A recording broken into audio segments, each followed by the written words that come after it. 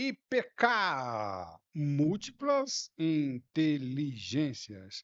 Estamos falando sobre inteligência linguística e que eu tenho chamado mais especificamente de inteligência da comunicação, e você já sabe por que eu chamo de inteligência da comunicação, conforme temos visto em aulas anteriores. E hoje, olha o bate-papo, efeito primazia. Se você não sabe ainda o que é o efeito primazia, eu vou deixar o link de outros vídeos aqui na descrição desse vídeo que fala sobre o efeito primazia. Mas quão é importante conhecer efeito primazia, principalmente para jurídicos, juristas, né? Políticos, nem se fala. Eu acho que a maior incidência desse assunto é sobre políticos, líderes religiosos e qualquer outro profissional da comunicação, qualquer área. O efeito primazia, identificar o efeito primazia e reverter. Alguém às vezes nos pergunta, professor Calazans, como é que eu vou reverter ou eliminar o efeito primazia? Este, para mim, é o grande ponto do nosso curso de comunicação oratória, principalmente voltado aí, não só, mas para políticos também. Para mim, professor Carlos, é sempre um grande prazer tê-los a bordo.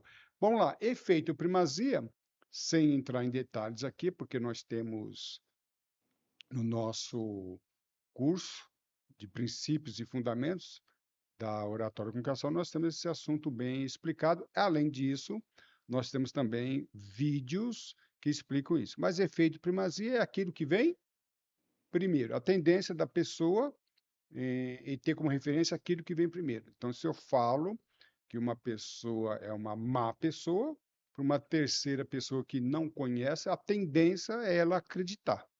Esta é a tendência. E aí nós precisamos reverter. E reverter ou cancelar o efeito primazia não é fácil. Infelizmente, hoje nós somos mediáticos, né? Então, somos mediáticos e imediatistas. Isso quer dizer o quê? Diante das redes sociais, é muito comum uma notícia ser lançada e as pessoas não estão mais na era do conhecimento, estão na era da informação. Então, pega aquela informação como se fosse verdade e pronto. Eu falo, imputo um crime, uma conduta a uma determinada pessoa, e aquela conduta, efeito primazia, primeiramente tende a perpetuar. E assim sendo, nós vamos ver alguns casos, alguns estudos, e eu recomendo esses casos que nós vamos ver, recomendação, inclusive nós estudamos no nosso curso de comunicação oratória e principalmente no curso de debate, esses casos que nós vamos ver aqui.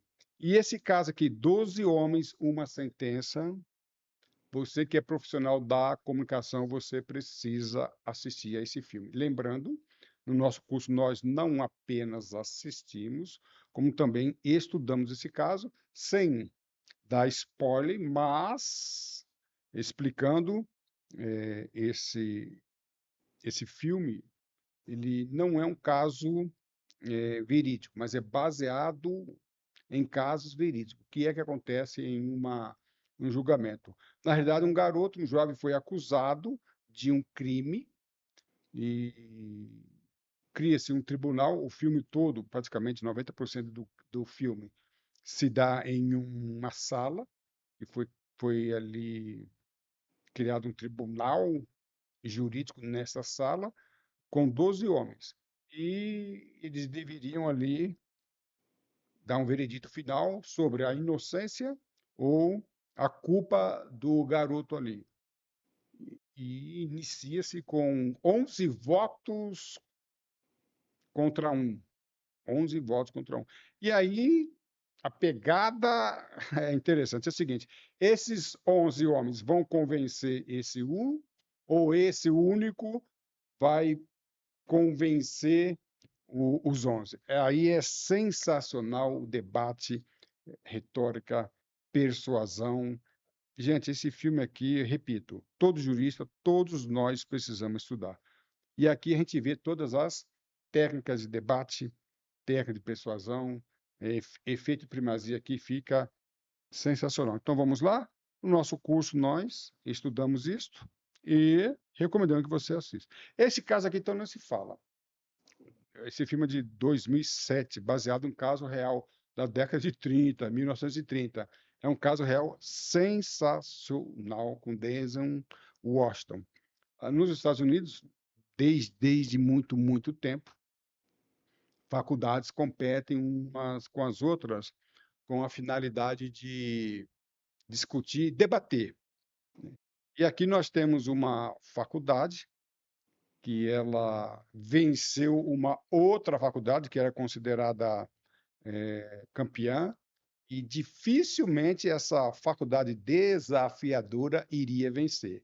E aqui você tem uma lição de retórica, persuasão, indução, dedução e como esta faculdade menos considerada venceu a outra é sensacional e o mais interessante que é baseado em caso real e dirigida, né, e estreada por Denzel Washington. Sensacional. O preparo do debatedor, em inglês é The Great Debater, Debaters, ou seria os grandes debatedores. E como Denzel Washington prepara o debatedor, que a princípio não tinha crédito nenhum, é sensacional. Além do mais, era um negro, e negro na década de 30 nos Estados Unidos, mas vale a pena. Tá? E aqui a gente vê tudo aquilo que a gente estuda na técnica de debate e em outras áreas também, do nosso curso de comunicação oratória, esse filme aqui, ele fecha bem, ele resume bem. Nós também estudamos a fundo esse filme aqui. E aqui é um caso muito interessante de o nome desse filme é um filme também, seriado, Os Cinco de do aquele parque lá em Nova York, o Central Park. Gente, que filme! Também baseado em caso real. Vocês podem até achar também o filme sobre isso aqui. Tem também uma discussão não, uma, uma entrevista deles com a Oprah, sensacional. E neste filme, que também estudamos, é o quê? Houve ali um homicídio no Central Park, o enorme parque ali, né, em Nova York, e esses homens, né, esses garotos, praticamente foram acusados. E a acusação, lembrando, né, foram acusados, e na época até o Donald Trump, que não era presidente aqui, na época ele faz algumas colocações bem interessantes, intrigantes e polêmicas. Mas aqueles foram acusados e não conseguiram de primeiro, né, reverter a acusação e foram condenados. É claro, estou dando spoiler aqui, porque o spoiler, para nós, o mais importante não é o que aconteceu, é como aconteceu, como a conversa, como os debates foram desempenhados aqui. Então, vale a pena assistir. Também é outro caso que nós estudamos. O Código da Vida nem se fala. Tá? Código da Vida, Saulo Ramos foi ministro da Justiça, não me lembro de qual governo, se eu não me engano foi do Collor, mas não lembro, não importa. Importa que ele foi ministro da Justiça, um renomado advogado, e ele pega um caso, em princípio, um homem, ele foi acusado de, de ter cometido um crime pela sua própria esposa, um crime contra os costumes. Foi horrível esse caso, essa acusação.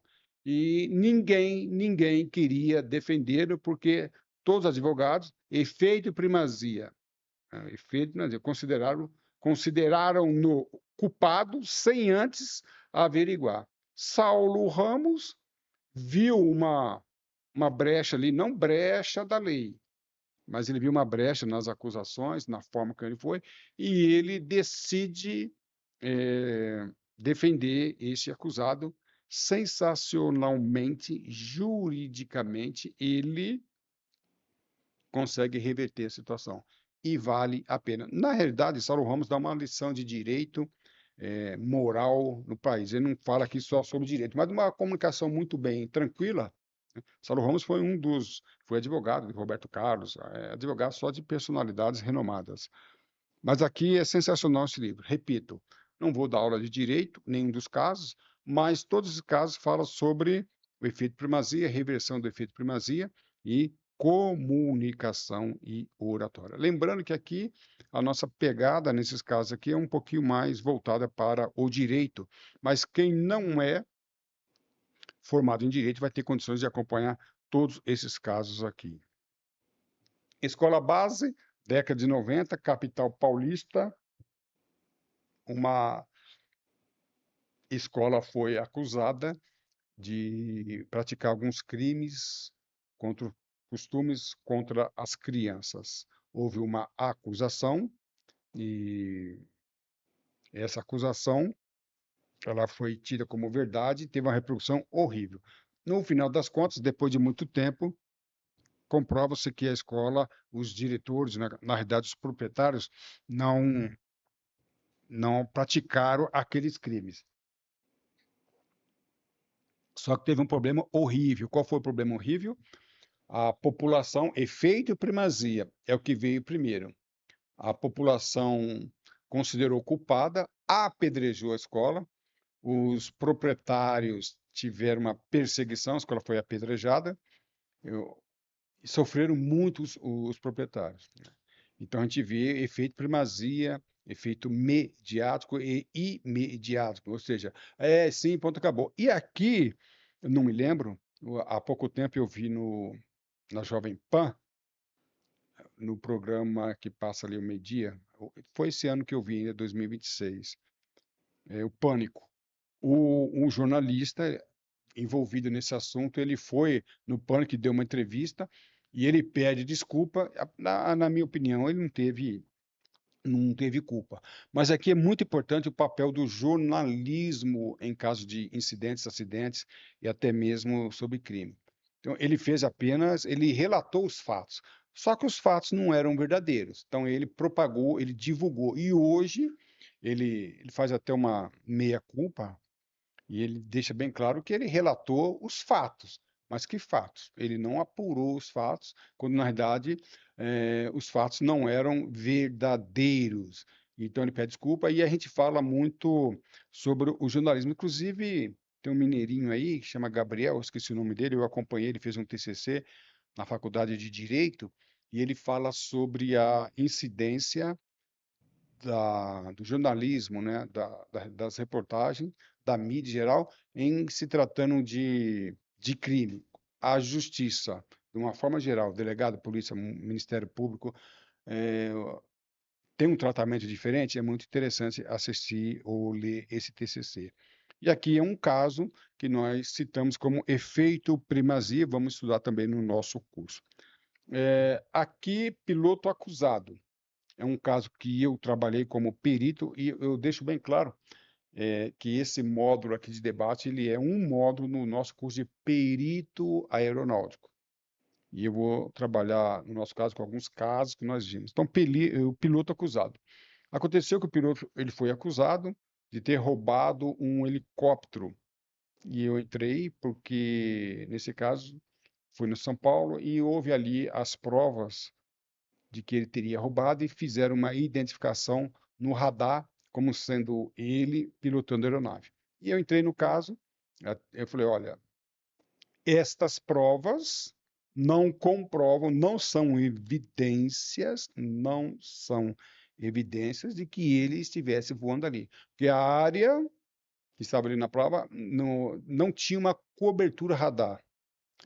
E era a cobertura radar, as aeronaves ali, no caso do helicóptero, baixa altitude, não pega ali. E quando aparecia a aeronave, aparecia no radar primário. Não vou entrar em detalhes, porque é radar primário ou radar secundário.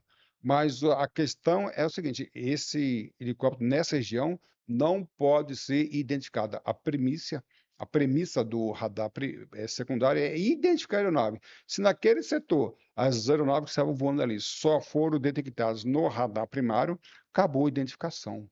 Né? Acabou a identificação. E ele estava prestes a ser acusado, e essa prova na verdade, essa argumentação serviu para desconsiderar a evidência, tá bom? E aí, esse outro caso, o controlador acusado, aí é mais. Também outro caso que eu trabalhei em um controlador de tráfego aéreo, ele foi acusado de ter dado causa a um acidente, morrendo ali dezenas e centenas de pessoas, mais de 100 pessoas morreram. E nós acreditamos que a conduta do controlador não deu causa ao resultado, não tinha nexo nenhum com o resultado. E aí, outra coisa que nós sempre falamos nas nossas aulas de comunicação é estabelecer nexo causal. Aí a gente usa aquela,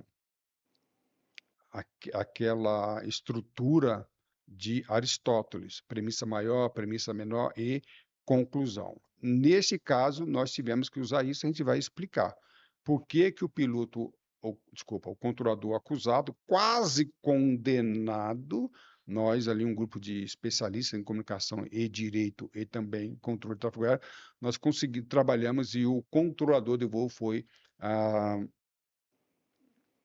absolvido.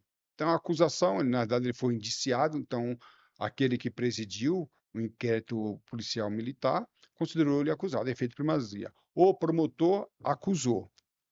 E aí, até que o processo, o momento das instruções, conseguimos. Mas aqui é um claro exemplo de efeito de primazia, quebrar o efeito de primazia. Argumentação, persuasão, retórica e oratória, que é sensacional.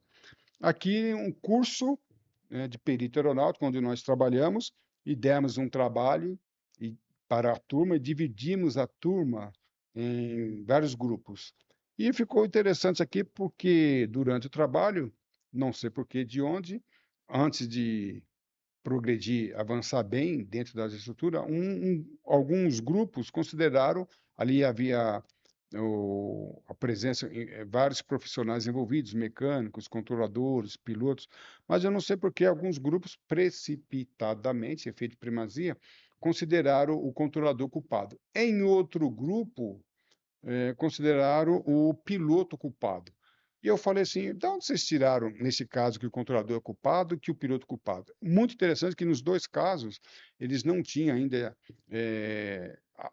na verdade, estavam trabalhando com achômetro, não tinha indícios, não tinha evidências, não tinha vestígios, e mesmo assim consideraram. E aí, pior do que isso, diante do que eles acharam, eles estavam tentando, aí vem outra palavra muito importante, que é o viés de confirmação. Eles começavam a procurar justificativas para fundamentar, balizar os seus achômetros. Outra palavra que a gente vai trabalhar bem é a diferença entre indício, vestígios, evidências, provas. Isso não é assunto de perito apenas, não, tá? Um perito judicial trabalha com essas evidências, mas com essas concepções. Mas muito cuidado, que isso serve para todo e qualquer tipo de comunicação. A matou B. A praticou um crime contra os costumes em relação à pessoa. Mas de onde você está tirando isso? Você tem indícios, tem evidências, tem provas. O que você está baseando nisso, fundamentado em quê? Aí eu vou deixar só um parênteses, um caso de perito, alguém uma vez nos perguntou, professor Calazans, um especialista em segurança de voo, ele pode ser um perito? Muito, muito cuidado. Por que cuidado? Porque às vezes não, sempre, a perícia judicial trabalha com outros elementos. Uma investigação baseada na CIPAE, segurança de voo, tem por finalidade apurar fatores contribuintes e não apura causas. Em se tratando de investigação judicial, o método é outro, a finalidade é outra. E aí sim, causas e culpados. E aí a gente precisa dominar esse assunto. O que são indícios, o que são evidências, o que são vestígios, são coisas diferentes, mas fundamentais numa peritagem. E o perito ele precisa entender isso. Então, o problema, poder pode, mas o fato de ser especialista em investigação pelo CENIPA não quer dizer que ele seja perito e dificilmente será se ele não conseguir conjugar esses elementos aqui, tá bom? Luta por justiça, o filme bom, também, tá? Até assisti esses dias na Netflix, muito bom, também baseado em caso real, um negro, eu acho que ele não fez boa coisa não, um negro, um senhor, meia idade, ele se envolve com uma mulher branca lá nos Estados Unidos. Até aí tudo bem, problema dele com a família. Mas acredita-se que por causa disso envolveram-no em um crime e ele foi preso e entrou no corredor da morte. E aí um outro negro formado em Harvard, em direito, faz de tudo e mais um pouco para livrá-lo. O outro assunto, tá? O outro nós vamos estudar no nosso caso, o efeito primazia, ele estava acusado, as provas. Pessoal, convencer Ministério Público, convencer a magistratura, o juiz, muitas vezes delegado, de que uma pessoa é inocente depois que ela foi indiciada, depois que foi acusada e a acusação foi aceita, virando réu, não é fácil. E a hora que nós estamos falando aqui de toda honestidade, toda ética dentro de uma justiça mesmo. Não estou falando de fraudar provas, não, estou falando de justiça. E o problema aqui, qual é o problema? O problema é que o jurista, o advogado que vai trabalhar, quem quer que seja, tem que trabalhar com os elementos da comunicação, elementos da retórica, da persuasão. Aqui entra muito Sócrates, Platão e Aristóteles, sem entrar numa teoria muito pesada, mas precisamos entrar, tá bom? E assim nós estamos acabando a nossa aula de hoje. Só mostrar que é apenas aqui uma apresentação para os políticos que vão fazer parte do curso Professor Calazans, os juristas e aqui os peritos aeronáuticos. Perito aeronáutico que não estuda isso aqui na profundidade não é perito, tá bom? A sua atitude define a sua altitude. Voe alto, estudo com o professor Calazans. Para mim, sempre será um grande prazer tê-los a bordo. Um grande abraço e tudo de bom.